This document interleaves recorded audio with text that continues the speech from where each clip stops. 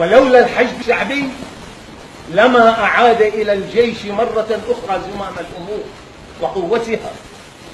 وقل الحق، يعني احنا واجب علينا اخواننا الاعزاء، وقل الحق من ربكم فمن شاء فليؤمن ومن شاء فليكفر إنا أعتدنا للظالمين نارا أحاط بهم سرادقها وإن يستغيثوا يغاثوا بماء كالمهل يشوي الوجوه بئس الشراب وساءت مرتفقة.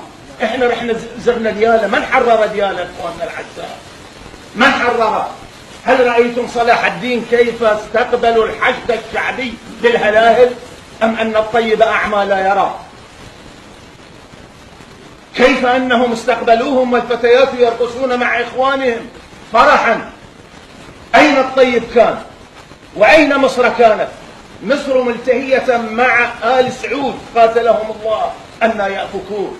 منهم جاء أخي العزيز كل تطرف من آل سعود منذ وجدت هذه الدولة على هذه الأرض. قولوا الحق ولا تخافوا، غدا سنموت ونقف بين يدي الله. ووضع الكتاب فترى المجرمين مشفقين مما فيه ويقولون يا ويلتنا ما لهذا الكتاب لا يغادر صغيرة ولا كبيرة إلا أحصاها ووجدوا ما عملوا حاضرا ولا يظلم ربك أحدا. احنا ندخدخ بالكلام والله ايش لا أخي المسلم، هذا عراقنا، هذا شرفنا، هذا غيرتنا، الرجال اللي رجالنا. احنا زرنا الإمام السيستاني دام الله ظله في عام 2011 والله ثم والله رأيناه أحنى من السنة من علمائهم. اخواننا الأعزاء ما يصير احنا نحكي كذا ما ادري ايش.